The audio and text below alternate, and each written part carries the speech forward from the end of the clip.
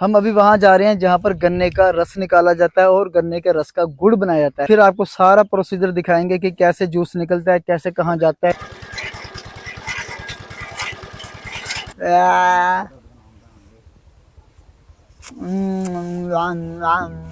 अब गन्ने का रस निकल के जा कहाँ रहा है मैं आपको वो दिखाता हूँ। सारा दिन जो निकालते रहते हैं इस थाल के अंदर जमा करते रहते हैं।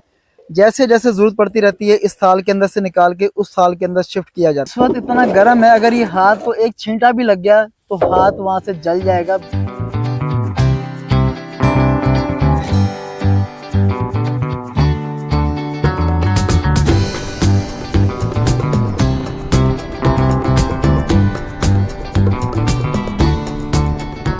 ये नज़ारा सिर्फ आपको गांव में मिल सकता है। भैंसे इस वक्त पानी में नहा रही हैं, सुबह आती हैं पानी के अंदर चली जाती हैं और ये शाम को निकलेंगी। अब पता नहीं कौन कौन से रास्तों से होते हुए हम आ गए गांव के अंदर और हमें पता नहीं चल रहा कि हम आ तो गए हैं और निकलेंगे कैसे। हम इस वक्त मौजूद हैं बल्लू दा खाड़ा, सिंधी में कहते हैं बल्लू जो खाड़ों के गाँव में, और पीछे है हमारे गन्ने की फसल जिसे हम पंजाबी में कहते हैं कमाद।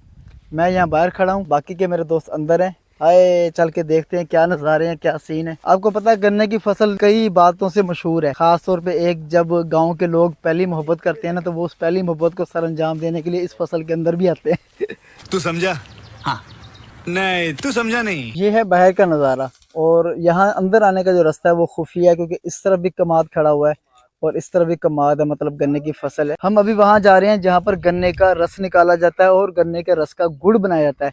ये खुफिया रास्ते रखे जाते हैं ताकि आम बंदा, जो बाहर का बंदा हो, जो इस जगह से वाकिफ ना हो, वो अंदर तक ना पहुंच सके, क्योंकि ये लोग जब आते हैं तो नुकसान बहुत ज्यादा कर जाते हैं। इस वजह से इस रास्ते को खुफिया रखा जाता है। अब ये है बाहर का रास्ता, यहाँ भी गन्ने की फसल है, इधर भी गन्ने की फसल है, बीच में छोटा सा रास्ता रखा हुआ है कि मोटरसाइकिल भी बड़ी मुश्किल से अंदर आएगी। यहाँ से आने के बाद अंदर आते हैं और यहाँ इन्होंने बनाया हुआ अपना ठिकाना जिसको हम पंजाबी में कहते हैं वेलना, और ये सारी गन्ने की फसल है चारों तरफ।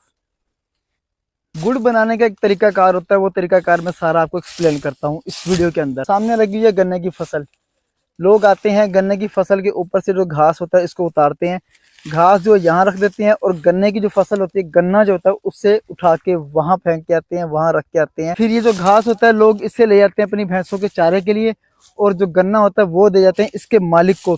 कोई भी आके लेके जा सकता है, रोक टोक नहीं होती है कि फलां बंदा ही आएगा और लेके जाएगा। ये मालिक खुद ही, जिसको भी अपनी भैंसों के लिए चारा चाहिए वो आता है। ये गन्ने की, इसको हम बोलते हैं पंजाबी में छेली, छेली करते हैं, मतलब कि गन्ने के ऊपर से जो घास होता है वो उतार के साइड पे रख देते हैं और फिर गन्नों को, जैसे ये भाई साहब कर रहे हैं, मैं आपको दिखा रहा हूँ। ये उन्होंने गन्ना तोड़ा है, अब ये गन्ने के ऊपर से घास उतारेंगे।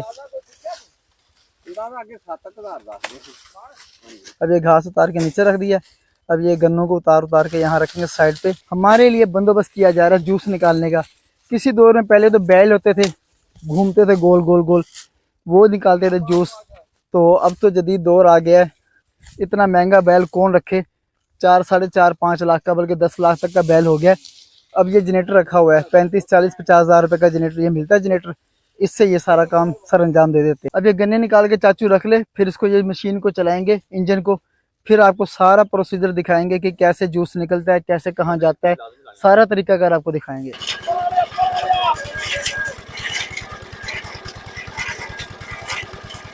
ये चाचा जी लगा रहे हैं मशीन के अंदर गन्ने, ये यहाँ से निकलते हैं गन्ने जा रहे हैं, और गन्नों का जो चूरा है, जो गन्नों का स्क्रैप है वो निकल रहा है पीछे की साइड से, इस तरफ से। ये सारा गन्ने का स्क्रैप है और गन्ने का ये चूरा है जो बाद में जलाने के काम आता है।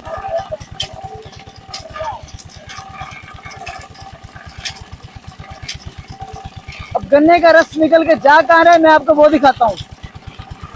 गन्ना यहाँ जा रहा है और नीचे से रस निकल रहा है, रस निकलता हुआ आ रहा है यहाँ इस तरफ, तो ये जा रहा है इस थाल के अंदर।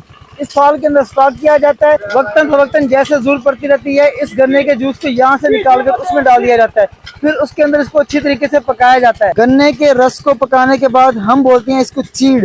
ये इसके अंदर डाला जा रहा है सरसों का तेल, सरसों का तेल सी गन्ने का रस निकाल के जमा करते हैं इस थाल के अंदर।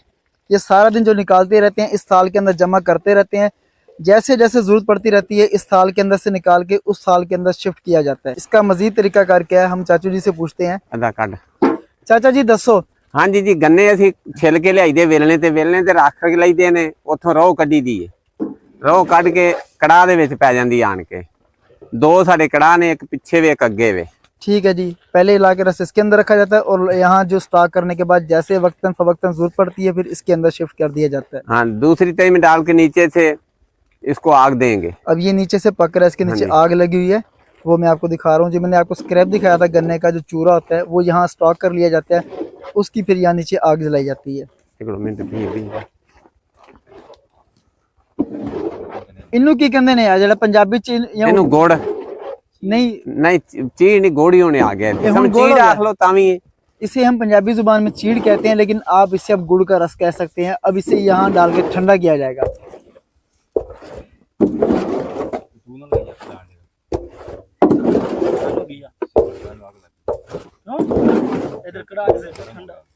अभी तैयार तो नहीं है, असद ने इसको कच्चा कच्चा ही लगा दिया।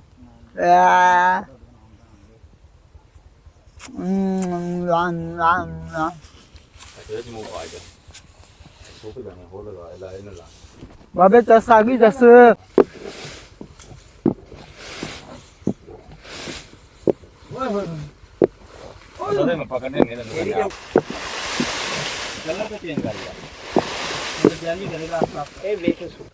ये है गन्ने का ताजा फ्रेश। थोड़ी पीऊंगा, मैंने पता वा। असद मुझे कह रहा है कि गन्ने का रस थोड़ा पीना, ये ना हो कि यहाँ वाशरूम भी नहीं है। ये क्योंकि जो बर्गर बच्चे हैं वो इसे पचा नहीं सकते, ये बहुत हैवी आइटम है, बहुत हैवी चीज़ है। ये हैवी इस वजह से क्योंकि ये खालिश है। गन्ने के खेत से निकल आए बाहर और जा रहे हैं अपने मेज़बान के घर की तरफ। छोटा सा रास्ता रखा हुआ है इन्होंने अंदर जाने के लिए। ये रास्ते खुफिया इसलिए रखे जाते हैं ताकि जो आने जाने वाली आवाम है वो तंग ना करे। खाना पीना मसला नहीं होता, जो आकर ज़ाया करते हैं, नुकसान करते हैं, वो तकलीफ दे होता है किसी भी किसान के लिए। ये आप देख रहे हैं बाउंड्री वाल, ये बाउंड्री वाल जो है ये कपास के तने हैं, इनके ऊपर कपास लगी होती है। अभी भी आप देख रहे हैं कपास थोड़ी बहुत लगी हुई है। जब सर्दी ज़्यादा पड़ती है गैस का प्रॉब्लम तो होता है, आपको पता है गाँव में तो गैस होती नहीं है, फिर इन्हें जला के इस्तेमाल में लाया जाता है।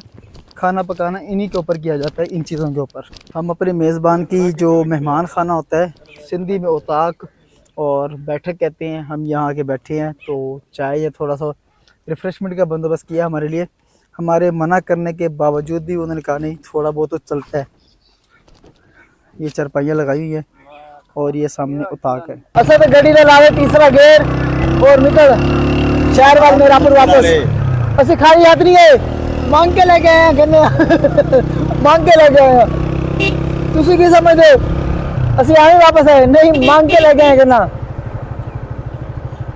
Very good is nice. अरे बच्चा नु बिठाने वाली है, मैनू बिठा देना फिर।